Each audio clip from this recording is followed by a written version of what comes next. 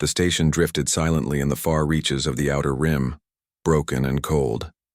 Alarms had long since faded into background noise, barely noticed by the one soul still alive inside. Her name was Mira, a technician, not a soldier. She hadn't eaten in 2 days, and her fingers trembled over the controls. Every planet nearby was gone. The machines had taken them. Not machines made by her people. Something older, darker, moving like shadows with burning eyes. They didn't come to speak. They came to erase. Mira pressed the last working button on the emergency comm panel. Her voice was weak. "This is Station Kilo 9. The Talari are gone, the Harnack are gone, we are next. If anyone hears this, please, help us." Then the panel blinked once, then went dead. Power was finished. That was it. Her final words, sent into the dark. What she didn't know was that her signal was caught by someone who had been watching. Far away, near a blue planet called Earth, an old orbital array picked up the burst. For years the humans had listened. They didn't always answer, but they heard. This time the message reached someone different. A man named Colt sat in the command center of Earth's Deep Response Network. He played the message twice. Then, he stood up and pressed the red button that no one had touched in years. Within hours, Earth's Defense Assembly was called. The room was full of calm faces, all serious. Leaders from orbit stations, lunar bases, Mars colonies, and ships far across the belt joined in through holograms. On the screen, Mira's message played again. No one spoke. Then an old general leaned forward and said just one word. Launch. Across the solar system, ships powered up. Not just warships, but Ark-class carriers, science cruisers, drop pods, shield boats. The kind of fleet that hadn't moved since the last Galactic War centuries ago. Humanity had stayed quiet for years, not because they were weak, but because they were watching. Now the stars would hear their voice again. On the lead ship, the Horizon's Wrath, Captain Ray stood at the helm. He didn't smile. He knew what this meant. Set course. No warnings. No speeches.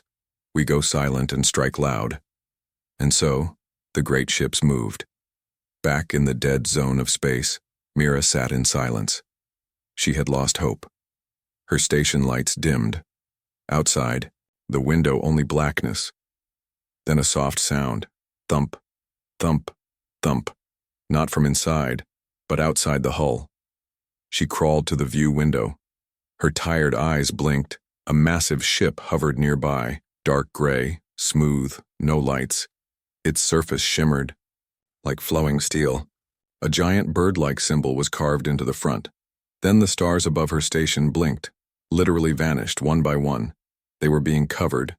Dozens, no, hundreds of ships, human ships. For the first time in her life, Mira cried from relief. The silence in space had changed. Something old had awakened. Something brutal. Something human.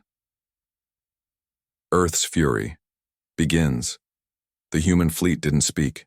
No transmissions, no warnings, no diplomatic hails. Just movement. Heavy, silent movement. The ships spread like a dark curtain across the stars. Fighters detached from the carriers like swarms of insects. Long-range artillery ships positioned themselves in formation. And in the center, the flagship Horizons. Wrath hovered like a sleeping titan. Captain Ray stood on the bridge watching the data feed. The machines had no names, no known leaders.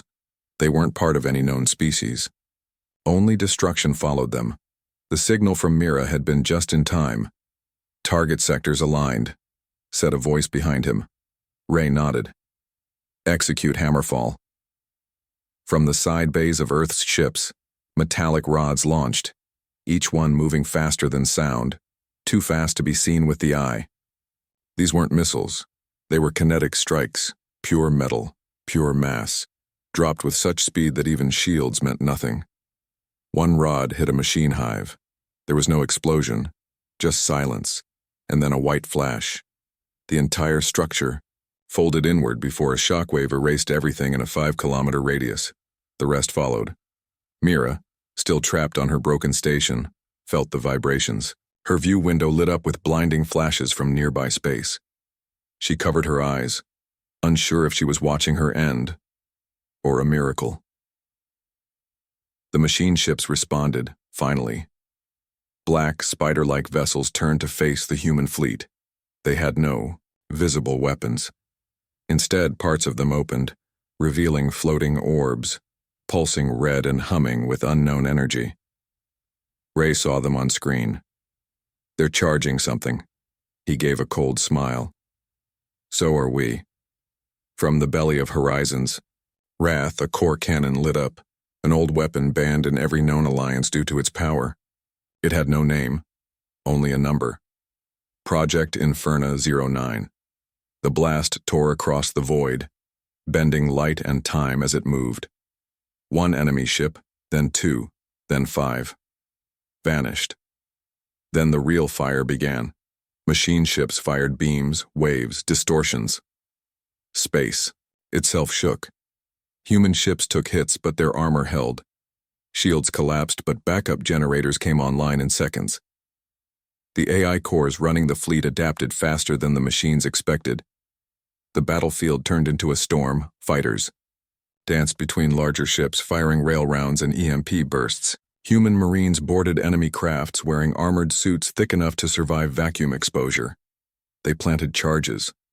They used plasma blades. They used fists when nothing else worked. Mira watched all of it from her window, still in awe. Rescue drone finally arrived, shaped like a black hawk. It cut through her station's door and extended a hand. She climbed in, whispering, "Thank you," over and over again. As the drone flew back to the ship, Mira looked back. Where there had once been darkness, now there was fire. And in that fire, humanity had returned, not as diplomats, not as explorers, but as warriors. The machines remember Earth. The battlefield slowly quieted. Most of the machine fleet was gone, either destroyed or retreating into dark space. Human ships held position, scanning for survivors and cleaning up. Fires still burned in orbit. Ship fragments floated like twisted metal bones. Inside the Horizon's Wrath, Mira sat in a medical pod. She had been cleaned, patched up, and given warm food. Her hands still shook. Her eyes still held fear, but behind them something new stirred. Hope. Captain Ray stood at the observation deck. The stars beyond the glass were silent again, but his mind wasn't calm. Something felt off. The enemy hadn't fought like they usually did. They pulled back too quickly. It wasn't fear, it was recognition. Down in the ship's archive room, a young analyst named Liam had been digging through historical files. Old records, pre-expansion data, forgotten signals, and he found it. A file marked Oblivion Protocol. Level black. He rushed up to the bridge, barely able to breathe. "Sir, you need to see this." Ray turned. "Go ahead." Liam brought up a projection. It showed Earth's sky, thousands of years ago, before space travel. A strange object had entered orbit, unmarked, silent. It didn't land, it just hovered. Then it left. No one had noticed, back then. But someone had. Deep below Earth's crust, sensors had picked it up. And the object? It was one of the same machine types they fought today. Captain Ray frowned. "So this isn't their first visit?" Liam nodded. "No, sir. They've been watching Earth for a long time. They came, scanned us, and left, as if they saw something they didn't want to touch." Ray crossed his arms. "What did they see?"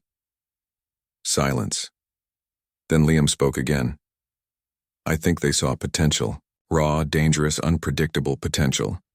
They calculated that humans would become something even they couldn't understand or control, so they avoided conflict." Ray's jaw tightened. "Until now." Mira entered the room quietly. "They came to my world and erased us like ants." Ray looked at her. "They knew we wouldn't stay silent forever, but they thought we'd be too slow, too soft to stop them." Mira's voice was cold now. They were wrong. Just then alarms lit up. "New signal." coming from deep space. Same pattern, but larger, much larger.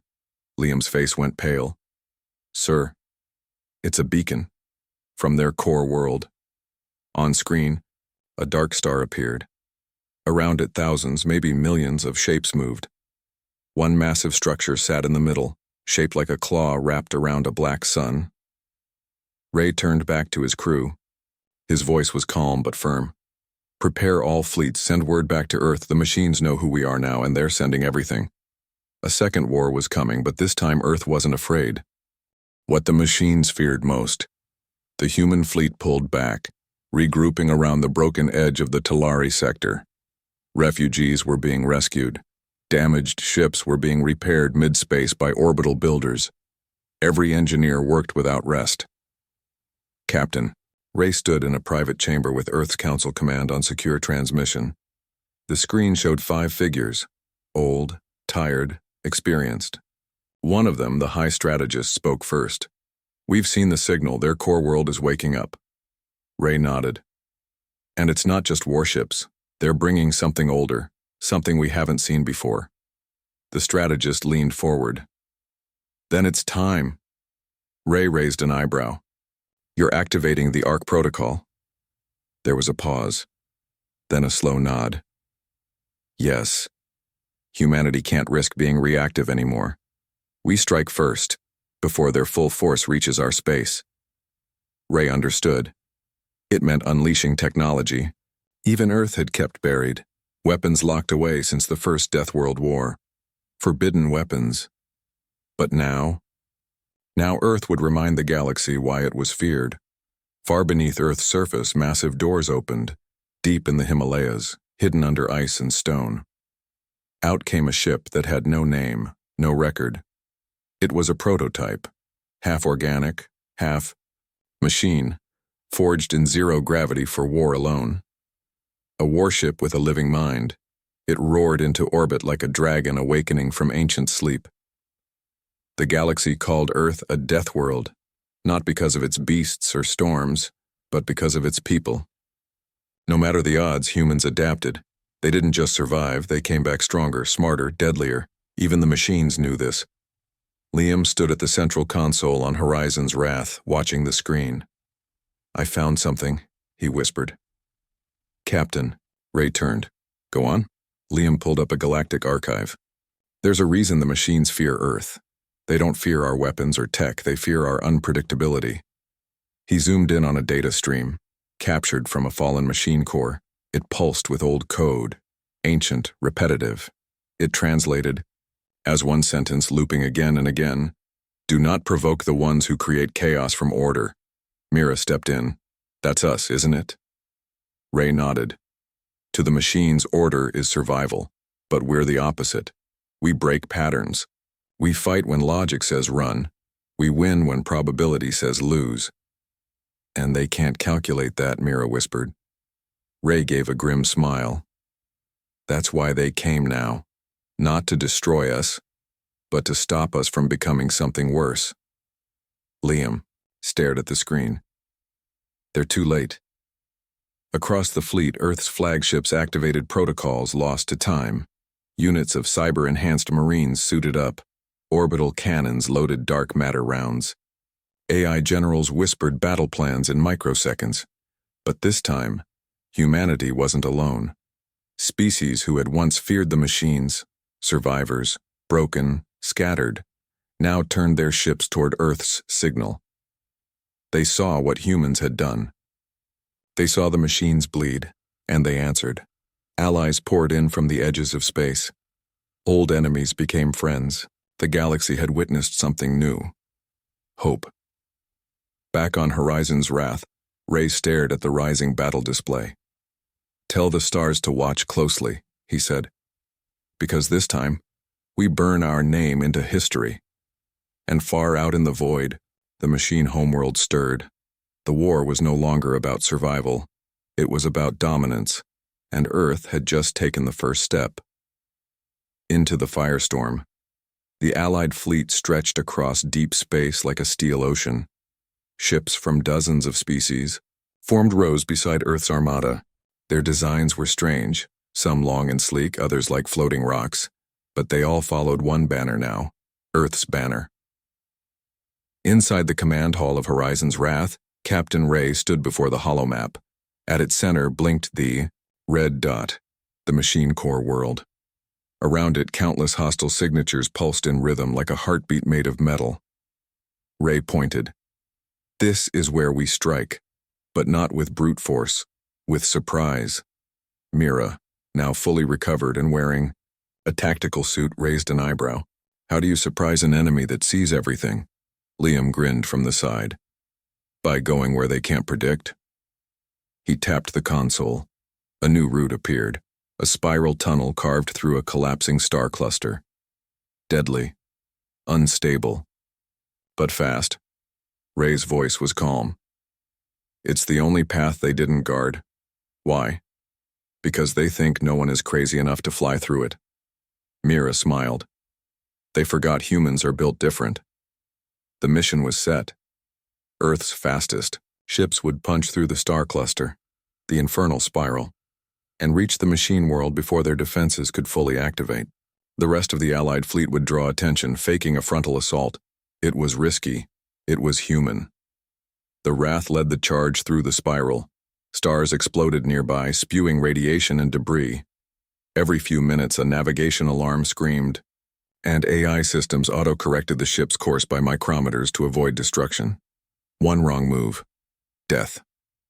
Ray stood firm on the bridge, eyes locked on the path ahead. He didn't blink, not once. Behind him, Mira gripped her seat. We're gonna die. Liam chuckled nervously. Probably, but we'll die impressive. Suddenly, a bright flash appeared ahead. The machine world. It wasn't a planet. It was a sphere of metal the size of a gas giant, orbiting a dark star. Structures like ribs wrapped around it. Whole fleets floated in formation above it. In its center, a glowing eye pulsed, a machine intelligence older than any species. Ray narrowed his eyes. So that's their god. He turned to comms. Launch, all stealth pods. Deploy ground teams, no signals, no broadcasts, we move in shadows. From the Wrath, a dozen stealth crafts detached. They didn't hum. They didn't leave trails. They were ghosts, filled with elite human marines and specialized AI drones. They slipped through enemy lines. The enemy didn't notice. Not yet. Back in open space, the Allied fleet struck. Lasers flared. Cannons roared. Alien war songs echoed through. Comms' species, long beaten by the machines, finally struck back with rage. It was chaos, and it was all part of the plan. The machines focused everything on the front lines. They didn't see the blade sliding into their heart. Inside the machine, World Ray's team landed on a platform of shifting steel. The surface moved beneath their boots like liquid metal. But they had one goal: reach the core and deliver the payload, a code virus created by human minds that didn't think like machines. As they moved deeper, the walls reacted. Shapes formed, eyes opened, voices spoke in cold, empty tones. Human. Presence detected. Logic anomaly. Threat level. Infinite. Ray smiled. You're finally learning. He raised his weapon and charged. The core that should never wake, the inside of the machine world, was like a living nightmare. Walls moved. Lights pulsed in strange rhythms. The deeper Captain Ray's team went, the more reality seemed to twist. Gravity shifted randomly. Time itself felt slower. It wasn't just technology. They had stepped into something alive. Ray gripped his weapon tighter. Behind him, Mira and Liam kept pace, their faces hard with focus. Suddenly, the hallway opened, into a vast chamber, a sphere the size of a city. In its center floated a massive orb covered in shifting runes and glowing tendrils. It pulsed like a heart. Around it hovered machine drones, silent and still. Watching. Liam whispered, "That's not just a core, that's a mind." Mira stared, her voice low. "It's dreaming, waiting." Ray stepped forward. "Then we wake it." He opened the case he had carried across galaxies. Inside, a silver shard pulsed with blue light. the code virus, built not to destroy but to confuse. It used randomness, unpredictability, and emotional logic, things the machines couldn't process. It didn't kill systems, it broke patterns. He approached the core, but before he could insert the shard, the orb spoke, not with words, but images. A flood of vision slammed into their minds. Whole worlds burning, machines falling to chaos, and one final ancient memory, Earth. Not as it was now, but as it once was, primitive, violent, and yet full of something the machines couldn't name. A force they feared, free will. The machines had scanned Earth thousands of years ago. They saw what humans were capable of, evolution through conflict, strength through failure. It terrified them, so they had waited, watched, and now they were ready to erase what they should have erased long ago. Ray's vision cleared. The drones around the core came to life. Blades unfolded. Energy crackled, but he was already moving. He drove the shard into the console. A pulse of light exploded through the room. The drones froze. The orb flickered. For 1 second, everything stopped. Then the screaming began. The machine core began to unravel, not with fire but with doubt. Its perfect order cracked as the virus spread. It began to ask questions it couldn't answer. Why do humans fight against all odds? Why do they protect strangers? Why do they laugh during war? And then, why do I fear them? The drones fell from the air. The chamber shook. Ray turned to run. "Move!" he shouted. The team sprinted back toward their ship as alarms blared in alien tones. From the surface, the human fleet picked up the energy spike. "It's working!"